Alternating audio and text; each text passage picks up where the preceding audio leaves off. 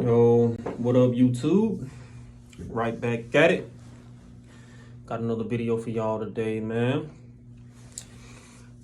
Once again, man, appreciate y'all tuning in, checking your boy out, man. Got some real insights, man. I'm showing y'all what's going on, the truth about what's going on behind these walls, man, the good, bad, and the ugly. Alright, as always, man, before I get into this video, man, y'all hit that like button, y'all subscribe to the channel, man. Y'all show your boy some love, man. Big up to all the real ones out there, man. All the kings and queens out there, man. Those of us who out here taking advantage of the opportunities that they present themselves, man. You know, I ain't got nothing but love for all of y'all, man. True indeed. This video is on some instances where people had stolen some shit in prison. It's basically three things that you don't want to get into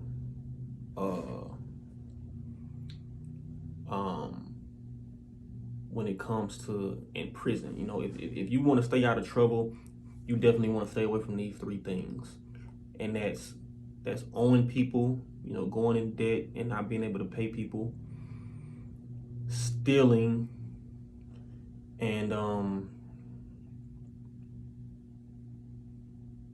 just being in everybody else's business. You know what I mean? Just mind your business. You know what I mean? Don't go in debt, don't steal, and mind your business, bro. Mind your business, man. Stay in your lane, man, and you'll make it far. But so this incident was a pretty this incident is a good example of how dumb niggas is in prison. All right. So the story takes place like this.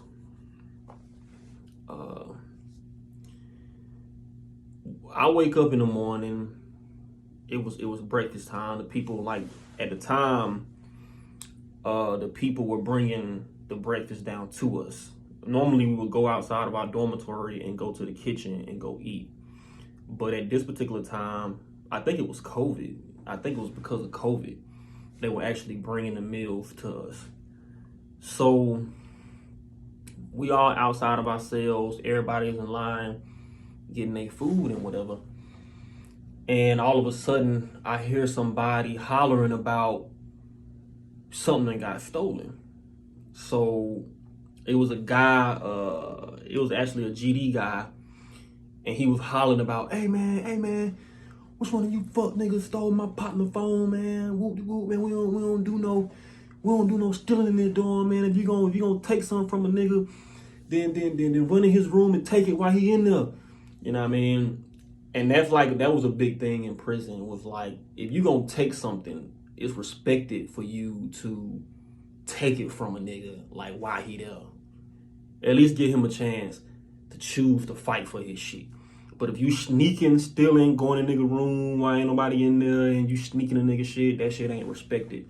That's some stealing shit. Niggas respect you taking it, but they don't respect you stealing it. So the person whose phone got stolen was actually a civilian dude. And as I told y'all in another video, a civilian is like somebody that's not affiliated with no organization, no gang, and nothing like that. They by themselves.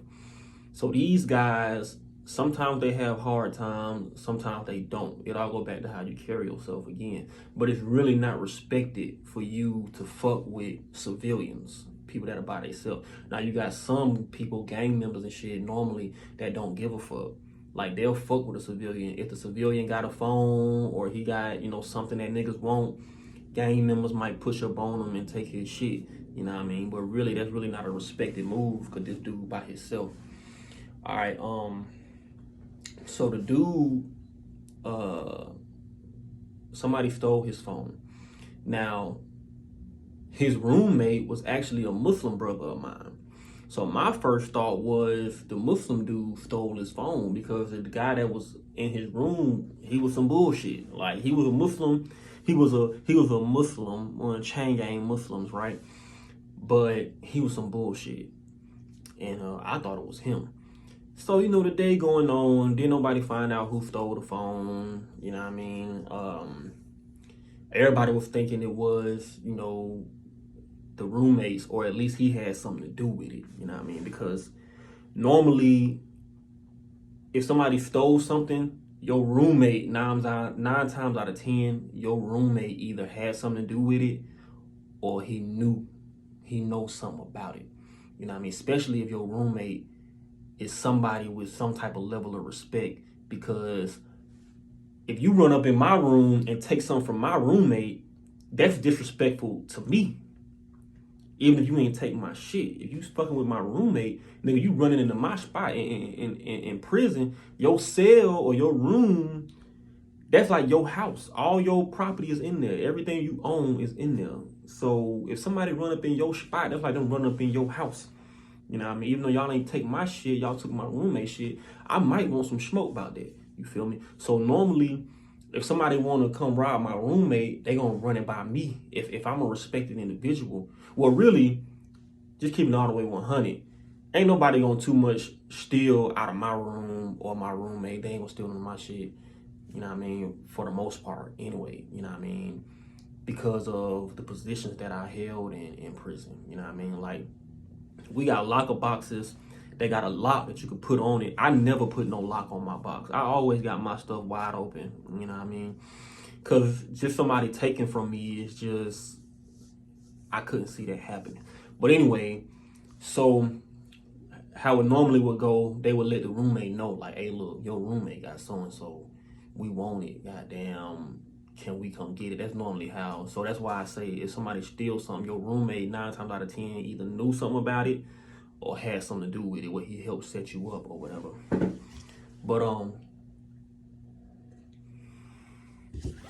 so we all thought that the brother had something to do with it.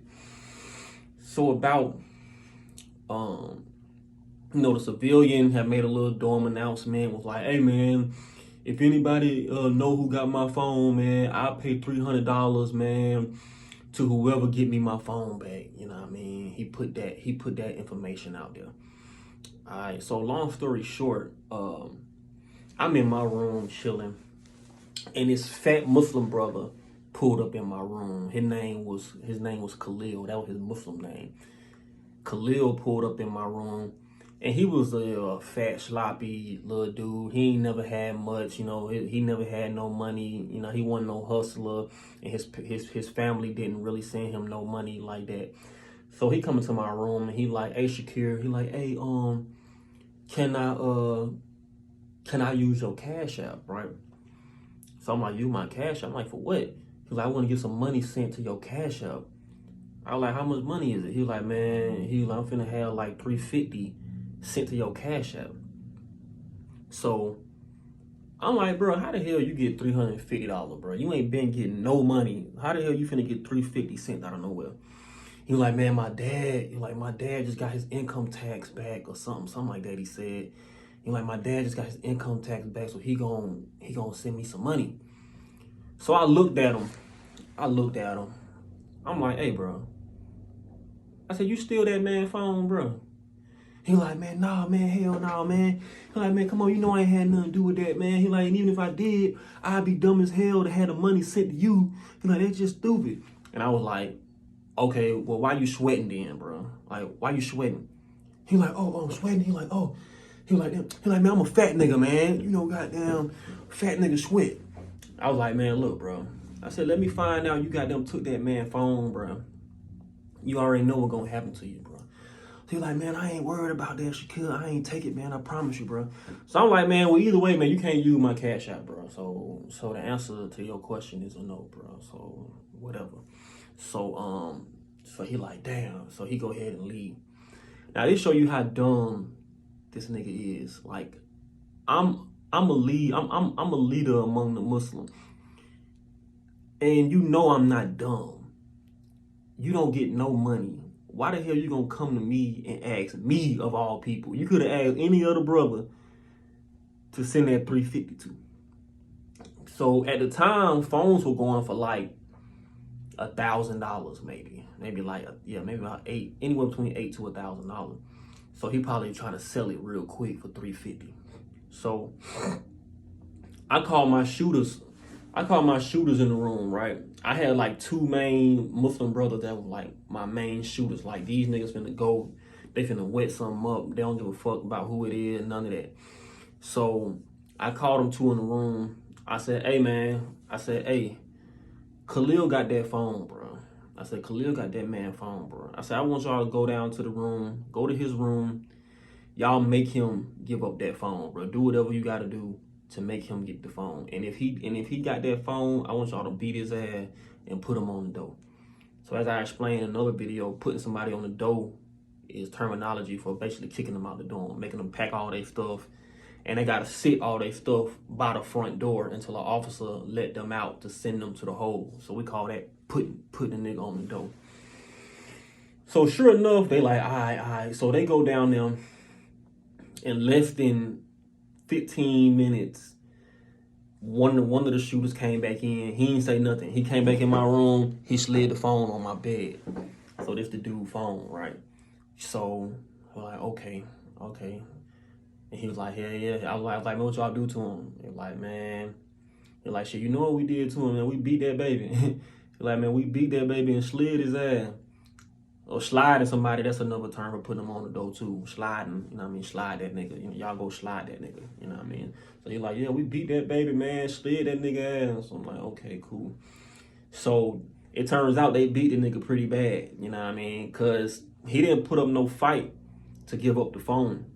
But once they found out he had the phone, like, he regretted that he did that shit. Like they had him bloodied up, his face was swole up and all that good stuff.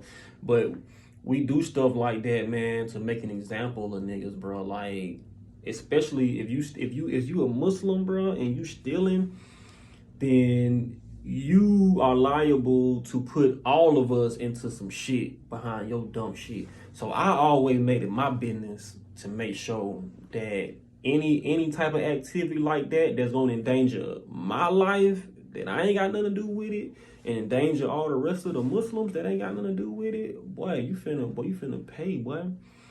So what ended up happening was I got the phone. So my shooter, now this is another lesson in this story about being a leader in prison. Sure enough, you got the power to make moves and call shots and stuff like that, but you're still kind of at the mercy of the guys that hold the real power. The niggas that hold the real power is the warriors, the soldiers, the shooters. You know what I mean? The niggas who gonna pop, they really hold the power. They really just allowing you to call the shots. They're allowing you to call the shots. But at any time that you do something that pisses them off, then they liable to turn on you. So I say that to say what happened in the story was the shooter came to me and was like, hey, look, you got the phone, but don't give it back to the civilian dude. His name was Lee. So he was like, don't give it back to Lee until Lee paid that $300. He was like, because Lee said that he was going to give $300 to whoever got his phone back. And he didn't say if it was a part of your own organization. He ain't put no stipulations on it, none of that. So don't give him his phone back till he get the $300. Now, in my mind, I don't give a fuck about that little $300. But I kind of have to please him, because if I go ahead and just get him his phone back, then they going to be mad at me for not collecting that $300 and breaking them off. You know what I mean? So now that's going to put me in a tight spot, which they probably wouldn't have did nothing if I did that. But still, I didn't want to risk that. You know what I mean? So I called Lee into the room and I tell Lee, I'm like, look, bro, I got your phone, bro. And he's like, for real? I'm like, yeah, I got your phone back, bro. I said, but look, I can't give it to you, bro, until you come off that $300.